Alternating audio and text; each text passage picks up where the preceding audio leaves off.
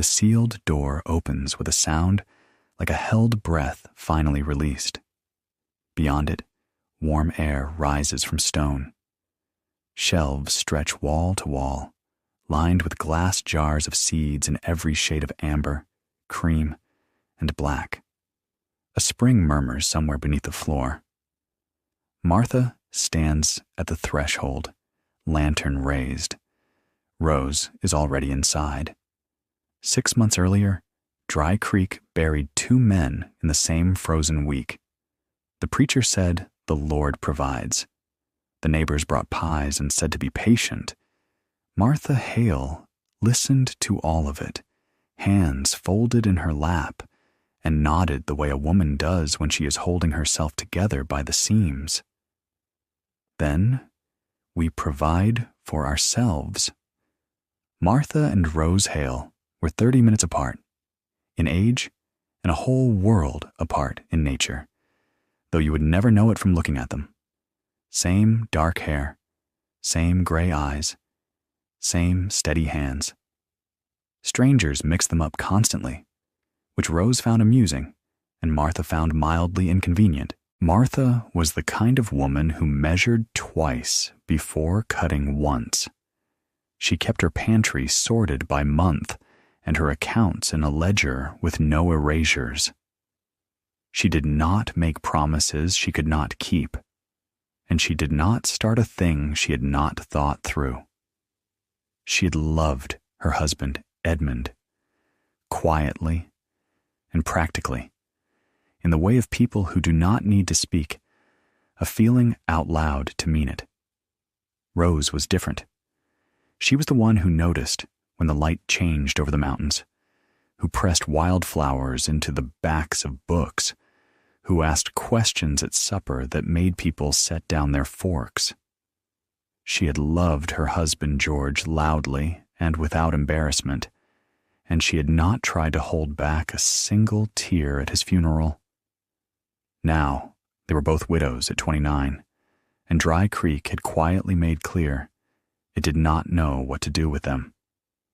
The town was kind at first. Then it was pitying. Then it began offering suggestions.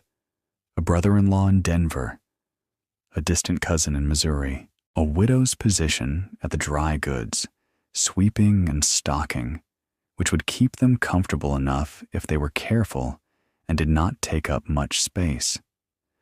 Martha declined everything with a closed mouth and a level gaze. Rose declined with a smile and an idea she had been turning over since February. She had heard about the Briar Ridge property from old Clem Aldridge at the feed store, who said it had stood empty for 11 years, and that the county would let it go to anyone willing to pay the back taxes and not complain about the state of the roof. It needs work, Clem had warned. We need work, Rose had replied. Martha had thought about it for 4 days. Then she said yes. The wagon track up to Briar Ridge was barely a track at all by the time they reached it in early April. More suggestion than road, threading through spruce and loose shale until the house appeared around a long bend. Martha stopped the mule. It was worse than Clem had described. One porch post had given up entirely and leaned at an angle that suggested the porch shared its opinion. 2 windows were cracked. The chimney cap was missing. Frost-heaved boards ran along the south wall in a rippled wave, as if the house itself had flinched from something cold. Rose climbed down from the wagon seat and walked straight toward the front door. "It has good bones," she said. Martha sat a moment longer, looking at it. "It has bones," she agreed. The first night, they slept in their coats. The stove in the kitchen drew poorly and filled the room with thin smoke before Martha found a broken tile in the flue and plugged it with a strip of tin she cut from an old pail. After that, the fire caught properly, and they ate salt pork and cold biscuits by its light, while the wind pressed at the cracked windows with steady insistence. Rose was cheerful. She always was, in the way that Martha sometimes found exhausting and sometimes found necessary. "The bones are good," she said again, which was apparently going to become a theme. "The bones need a great deal of help," Martha said. "That is what bones are for." Martha looked at her over the pail lid they were using as a plate. "You are not going to stop saying that." "Not until it stops being true." In the days that followed, the debate between them was not loud. It never was. It ran underneath everything, in the glances exchanged when a new problem revealed itself: the warped cellar door, the collapsed section of fencing along the north field, the well that was good but needed its cover rebuilt before anything fell into it. Each discovery landed in one of two piles: the pile that meant we can manage this, and the pile that meant, should we have come here at all? Martha kept a list in her ledger. She was a woman who found comfort in lists, in the way that naming a thing made it smaller: cracked north window, warped cellar door, missing chimney cap, porch post, south wall boards. Each item was a decision to be made. Rose did not keep a list. She kept looking. She walked every room twice a day in those first 2 weeks.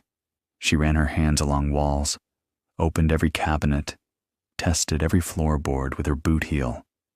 She said she was learning the house, which Martha understood to be Rose's way of saying she was deciding whether to love it. The answer, Martha suspected, was already yes. Her own answer came on the 8th morning, when she stood at the kitchen window before dawn and watched the light arrive over the ridge in a slow wash of gold and rose pink, and felt, for the first time since December, as if she was standing exactly where she was meant to be. She did not say this to Rose. Rose already knew. They began in earnest on a Monday. Martha took the stove, the flue, the windows, and the structural accounting of the porch. Rose took the interior rooms, the fencing plan, and the kitchen shelving, which had warped badly and needed to come down before new boards could go up. It was while Rose was pulling the last section of shelving away from the pantry wall that the back panel came loose with it, and she found herself looking at old wood and plaster that did not match anything else in the room. She put down her pry bar. She said, "Martha." Something in her voice made Martha come quickly. What the hidden passage gave them was more than a room. It gave them a shared direction neither had possessed since winter, something to move toward instead of away from. Martha had her lists, but lists are only useful when you know what you're working for. Rose had her hope, but hope needs something to attach itself to. Here was a thing to attach it to. They stood at the top of the stair together, not yet descended, and Martha reached sideways and took Rose's hand. Neither spoke. Neither needed to. The staircase was 8 steps, each one cut from the same gray stone as the walls, worn smooth at the center from old use. Martha went first with the lantern. Rose followed close enough that her breath was warm on Martha's shoulder. The chamber below was roughly circular, perhaps 20 feet across, with a ceiling that arched just high enough to stand under without ducking. The walls were fitted stone, dry and close-fitted, the work of someone who knew what they were doing. At the far end, water moved. It was not much. A trickle that emerged from a seam in the rock and ran along a narrow channel cut into the floor, disappearing into the opposite wall. But it was constant and it was warm, and it made the chamber feel a good 10 degrees warmer than the kitchen above. Neither sister spoke for a long moment. Then Martha lifted the lantern toward the shelves. They lined 3 full walls, floor almost to ceiling, built from pine planks that had aged to a deep amber, and on the shelves were jars, dozens of them, perhaps more, sealed with wax, each one labeled in a small, careful hand: mortgage lifter tomato, speckled cranberry bean, glass gem corn, purple Vienna kohlrabi, lazy wife pole bean, lemon queen sunflower. Labels continued in rows, beyond what the lantern could reach from where they stood. Rose moved to the nearest shelf and lifted a jar of bean seeds.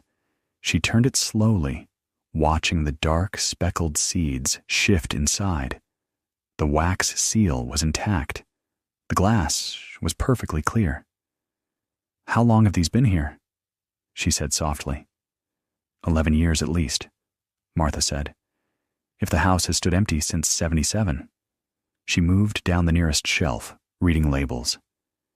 "Perhaps longer. Some of these varieties I have never seen written down." On the lowest shelf of the far wall, away from the seeds, they found the journals. There were 3 of them, thick and bound in brown calfskin, written in the same small, careful hand as the labels. Martha carried them upstairs to the kitchen table, while Rose went back twice for jars, just to look at them in better light. The journals belonged to a man named Aldous Crane. He had built the house in 1861, come west from Pennsylvania, with a wife named Harriet, and a plan that read, in his own words, as a life built on growing things in a place people said nothing would grow. The first journal was personal: the building of the house, the early failures of the garden, Harriet's notes in the margins correcting his spelling and adding her own observations about which plants took and which did not. The second journal was more technical. Crane had studied the spring beneath the house for years and had come to understand that its warmth was constant regardless of season. 54 degrees at all times, enough to keep the chamber frost-free through the hardest Colorado winter. He had drawn plans for what he called a glass growing room, a structure to be built above the south-facing slope, fed by warmth drawn up from the spring chamber through a system of clay pipes embedded in the floor. The third journal was unfinished. In it, Crane had begun writing instructions, step by step, careful, as if writing for someone who would come after him. The final entry was dated October 9th, 1877, and read, "The room is nearly ready. Harriet says we will plant the first beds by spring. I will finish these notes when—" It stopped there. Martha read it twice. Rose read it once, and then sat looking at the window for a while. "He meant for someone to find it," Rose said at last. "He meant for Harriet to find it," Martha said carefully. "But Harriet didn't." Rose turned back to the journal, smoothed the last page with her fingers. So, it waited. Martha looked at the jar of glass gem corn sitting on the table between them, seeds gleaming like polished stone. 11 years, she said. "Long enough," said Rose. They started with the chamber. Martha's approach was methodical. She spent the first full day doing nothing but measuring and recording the dimensions of the room, the temperature at the floor and the ceiling, the flow rate of the spring, the position of the channel. She filled 4 pages of her ledger with numbers and sketches before she was satisfied she understood what she was working with. Rose spent that same day in the journals, reading Crane's notes from the beginning, marking pages with strips of torn cloth. She read with a pencil in her hand, adding small annotations in the margins, questions mostly, and a few observations that built on what Crane had recorded. By evening, she had a list of her own, organized not by task, but by wonder. Things I did not know were possible. On the second day, they tested the seeds. Rose had read enough about seed keeping to know that age did not necessarily mean failure. She chose 12 jars representing different families: tomatoes, beans, corn, squash, brassicas, and planted a small sample from each in shallow dishes of soil set near the spring channel, where the warmth was most consistent. Martha built a rough plank shelf along the channel to hold the dishes level. They checked the dishes each morning before anything else. On the 6th day, the first shoots emerged. Pale green, tentative, barely visible. Rose called Martha to come and look, and Martha, who was not by nature a woman given to exclamation, said "oh" in a quiet voice and stood looking for some time. By the 10th day, 11 of the 12 varieties had germinated. 11-year-old seeds, Martha said more to herself than to Rose.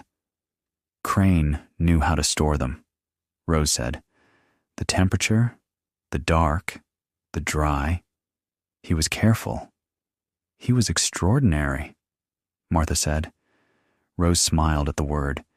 Martha did not use it often. Building the glass growing room required more planning and more material than they had immediately at hand, so they began with what they could manage: clearing the south slope of the house, pulling volunteer scrub and old dead growth, leveling the ground. Crane's designs called for a foundation of fitted stone with clay pipe channels running beneath the floor, connected to the spring chamber through a short horizontal passage he had already excavated but never fully finished. Martha spent 3 full days clearing and extending that passage, working with a short-handled pick and a bucket, emerging each evening with her hair gray with stone dust and her back aching with a deep satisfaction she did not bother to explain. Rose worked above, sorting and cataloging the seeds, cross-referencing Crane's planting notes with his germination records, building a picture of what had succeeded in this particular mountain hollow and what had not. She was making a plan, not just a garden plan, a year plan, a full-season picture of what the room and the slope together could produce if everything went as hoped. She presented it to Martha one evening over supper, a hand-drawn map, carefully lettered, with planting dates and projected yields and a column of notes on each variety's special qualities. Martha studied it for a long time. "Where did you learn to do this?" she asked. "From Crane," Rose said simply. "He was a very good teacher." Martha turned the map over, looking at the south slope layout. "If the glass room works as designed—" "It will work," Rose said. "Crane tested the heat transfer for 4 winters before he built a single wall. The numbers are in the 2nd journal." Martha looked at her over the paper. "You are very certain," she said. "I am certain about the things Crane was certain about," Rose said. "He was not a man who guessed." Martha turned the map back over and looked at the planting calendar. Her finger traced the column for February, the dead of a mountain winter, when everything outside would be frozen and still. The column was full. She looked up at Rose. "Then we had better finish that passage," she said. The glass room went up in June. It took them 3 weeks. Every board of it measured and cut by Martha. Every pane of salvaged window glass set and sealed by Rose, who had a steadier hand for detail work. They built it low against the south wall, its pitched roof angled to catch the maximum light. Its floor crossed with the clay pipe channels Crane had laid out in his plans. The day they fired the first real heat through the pipes and felt warm air rise through the floor into a room glazed in afternoon sunlight. That day, they did not say much. They sat on the unfinished floor together and simply let it be real. It was a neighbor who first saw the glass glinting on the south slope. Hester Pruitt ran a homestead 3 miles down the ridge with her son Wally, who was 14 and inclined to wander. Wally had spotted the structure from a high point above the tree line while looking for a lost goat, and had come home with a description that made his mother set down her mending and look at him twice. "A whole glass room?" she said. "Big as a parlor," Wally said. "Maybe bigger." Hester Pruitt was a practical woman, not given to ill will, but she had lived long enough on Briar Ridge to know that strange things in the mountains needed accounting for. She rode up the following Saturday with a jar of preserves and a look on her face that was politely curious and more directly assessing. Rose met her at the door with coffee and showed her around without hesitation, which seemed to throw Hester briefly off her plan. Martha watched from the doorway as Rose walked their neighbor through the glass room, the clay pipe channels in the floor, the seeds already growing in the south-facing beds, the warmth that pressed at you like a gentle hand when you stepped inside even on a cool June morning. Hester Pruitt asked careful questions and received careful answers. She poked a finger into the soil of the nearest bed, felt the warmth at the roots, and was quiet for a moment. "This heat's from below," she said. "From the spring," Rose said. "It runs under the house, constant 54 degrees, summer and winter." Hester looked at her.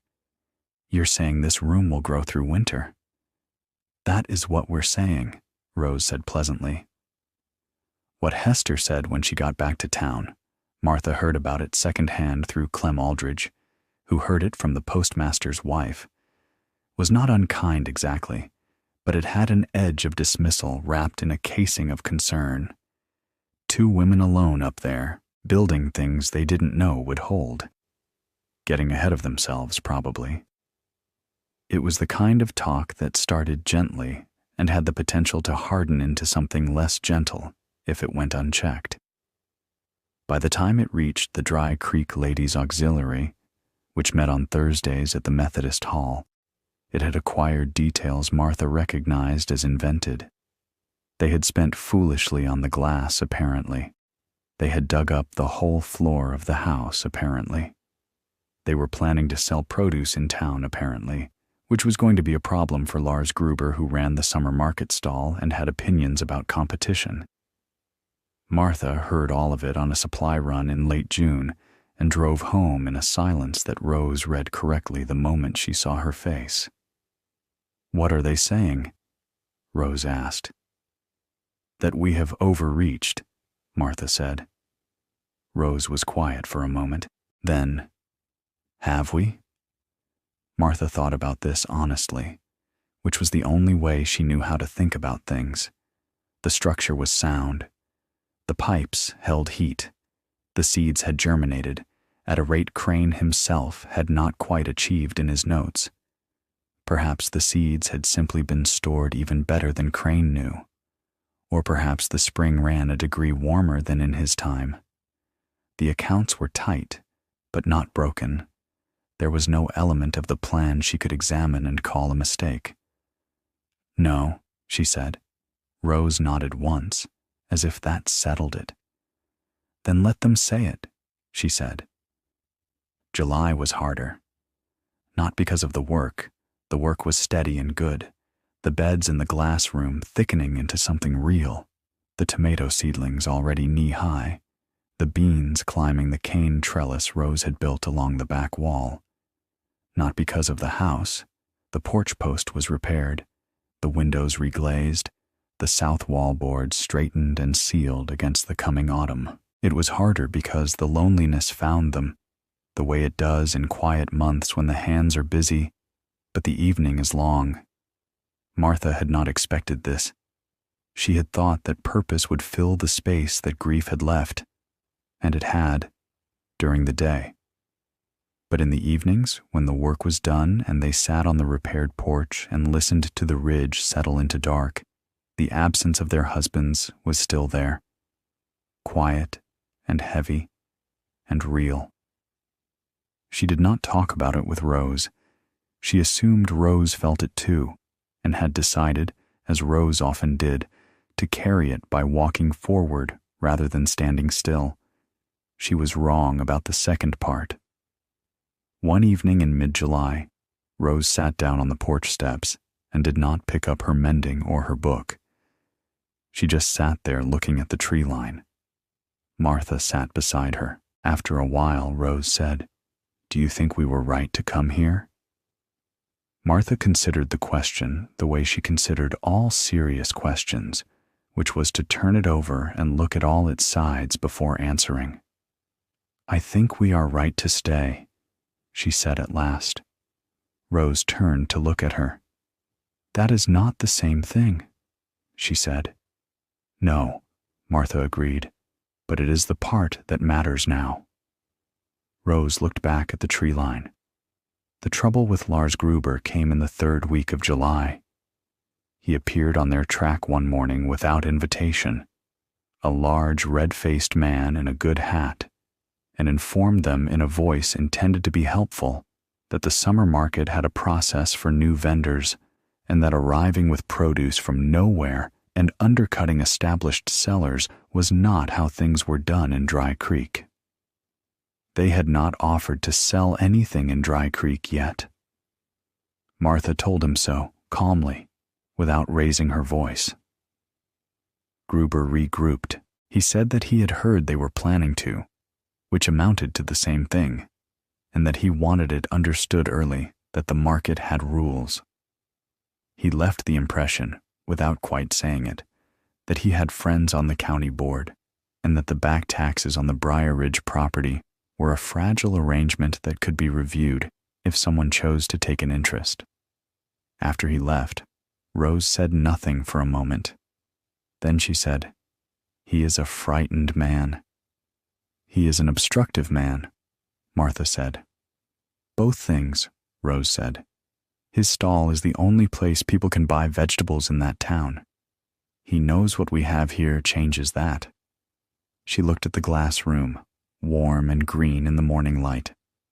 "He is not wrong to be worried. He is just wrong about what to do about it." Martha looked at her. "What would you do about it?" Rose thought for a moment. "I would invite him to see it," she said. Martha studied her twin's face, the same face she saw in her own mirror, reading it the way you can only read a face you have known your whole life. "You have an idea," she said. "I have the beginning of one," Rose said. In the first week of August, the main spring pipe cracked. It was a hairline fracture in the clay, invisible. Until the morning, Martha noticed the floor of the glass room was no longer warm.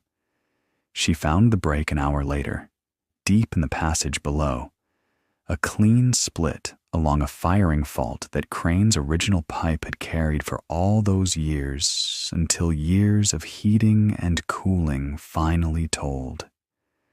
Without the pipe, the room would cool. Without the warmth, the tomatoes, the beans, the corn, everything Crane had saved, everything they had grown from his seeds, would not survive a Colorado October. All of it rested on 8 inches of broken clay. Martha sat in the passage for a long time with a lantern and the broken section in her hands. She was not a woman who cried easily, but she sat there a long time. The pipe was Crane's original work, fitted clay sealed with a lime and fiber compound she did not have the exact formula for. She could see where he had built each section, the careful overlapping collars, the way each length nestled into the next. He had made this passage the same way he had made everything else here, with patience and intention, and the belief that it would matter to someone eventually. She thought about Edmund. She thought about what he would have said, which was probably that a broken thing was just an unfinished repair. That had been Edmund's way. Steady and unalarmed. She thought about Rose, who was upstairs right now, not asking her to come up, understanding that Martha needed the space to be low before she could rise. She thought about Aldous Crane, who had written instructions for someone he would never meet, who had sealed seeds for 11 years in the hope that they would find their way to the right hands. He had built this for after himself. She could repair this for after now. She came up from the passage with clay dust on her coat and went to find her ledger. The solution was in the second journal. She found it at 2 a.m. Crane's notation on the pipe compound, written in the margins of a page about heat retention. 1 part white lime, 2 parts river clay, horsehair binding, set wet, and allowed to cure 48 hours before heat application. She read it to Rose at the kitchen table by lamplight. Rose said, "We have all of those things." Martha said, "I know." They looked at each other across the table in the same gray-eyed way. "Tomorrow, eh?" Martha said. They pulled the broken section out by noon. It was a single 18-inch length, cracked clean through at the collar fitting, the fracture running in a neat diagonal that Martha examined with the focus she gave to all structural problems, long enough to understand it completely, no longer than necessary. The pipe had simply reached the end of what it could hold. There was no fault in it. Things reach their limit. That was the nature of things.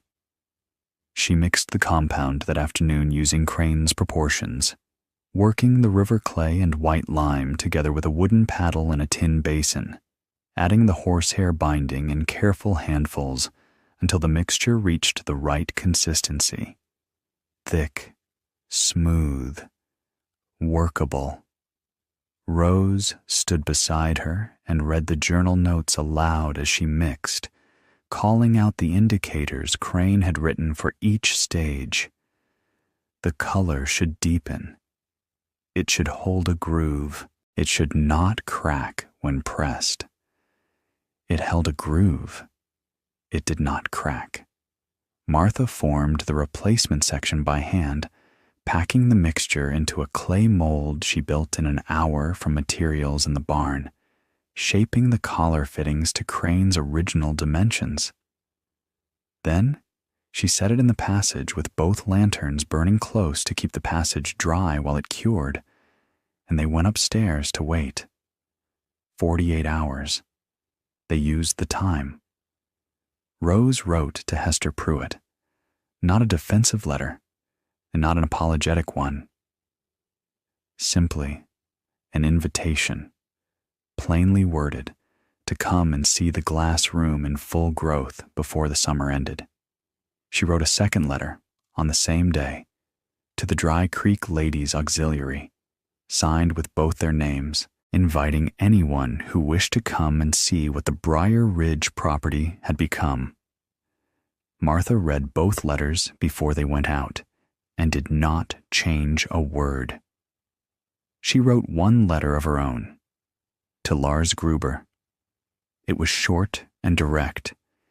It said that they had no intention of competing with his market stall. It said that what they were growing was unlike anything currently sold in Dry Creek, and that they would welcome a conversation about how to bring it to people who might want it. It said, at the end, that there was something remarkable up here on Briar Ridge, and that remarkable things were better shared than competed over. She sealed the envelope and handed it to Rose. Rose read it. "That is good," Rose said. "It is honest," Martha said. "That is why it is good." On the morning of the third day, Martha went down into the passage alone. She ran her hand along the new section, feeling the seam at each collar, testing the surface. Crane's compound had cured hard and close, seated against the existing pipe at both ends, the way a bone knits back together. You could feel the seam, but the structure was sound. She connected the collar fittings, sealed the joints with a thin second application, and sat back on her heels. She stayed in the passage for a moment in the warm silence. Thank you, she thought, to no one she could name. Then she went upstairs and told Rose the pipe was repaired. Rose closed her eyes for a moment, and Martha saw her lips move without sound. Her own kind of thanks, directed at the same general address. By the following Saturday, heat was running through the floor of the glass room again. The tomato plants, which had drooped slightly in the cool days, straightened back toward the light. The beans had not lost a single leaf. The visitors came on the same Saturday. Hester Pruitt arrived first, this time without the assessing look, or rather, with it softened, as if she had decided on the ride up that she was going to let herself be convinced if the thing merited conviction. She brought Wally, who stood in the glass room for a long minute without saying anything, and then said, "It really does feel like July in here." "Even in February," Rose said. Wally looked at her. "Even in February." "Come back in February," Rose said, "and I will show you tomatoes." 3 women from the auxiliary came together in a second wagon, led by a Mrs. Fontaine who was small and sharp-eyed and known in Dry Creek for not being easily impressed. She walked the glass room twice, examined the pipe channel with her toe, pressed her hand into the soil over the warm clay floors, and asked exactly 4 questions, all of them good. At the end, she said nothing for a moment. Then she said, "Who else knows how to do this?" "We do," Martha said. Lars Gruber came last, just as the afternoon was lengthening. He came alone and on foot, having apparently tied his horse at the bottom of the track, and walked up, which Martha interpreted as a gesture of modest humility from a man not naturally inclined to it. He was still red-faced and still wore the good hat, but he stood in the doorway of the glass room with an expression Martha could only describe as recalculated. He stayed for an hour. He asked the same question as Mrs. Fontaine, worded differently. "How much can you grow in here?" "More than 2 women need," Rose said. He nodded slowly. "I might know some people," he said, "who could use some unusual vegetables." "I thought you might," Rose said. Martha caught her twin's eye from across the room and held it for a moment, one gray-eyed look that passed between them the way things pass, between people who have known each other from the very beginning, who have stood in the same kitchen, through the same grief, and come out the other side with clay on their hands and something worth tending. She let herself smile. Rose was already smiling. October comes to Briar Ridge cold and clean, the ridge going amber and rust above the tree line. Inside the glass room, the tomatoes are still red. Martha sits at the kitchen table with her ledger open, columns full, numbers that mean something good. Rose is below in the warm chamber, turning seed jars in her hands and humming to herself, the spring murmuring at her feet. On the shelf above the kitchen window, Aldous Crane's 3 journals stand between 2 river stones. The third one is not unfinished anymore. Rose has been adding to it. Careful, small-handed, filling the pages he left empty with the story of what came next.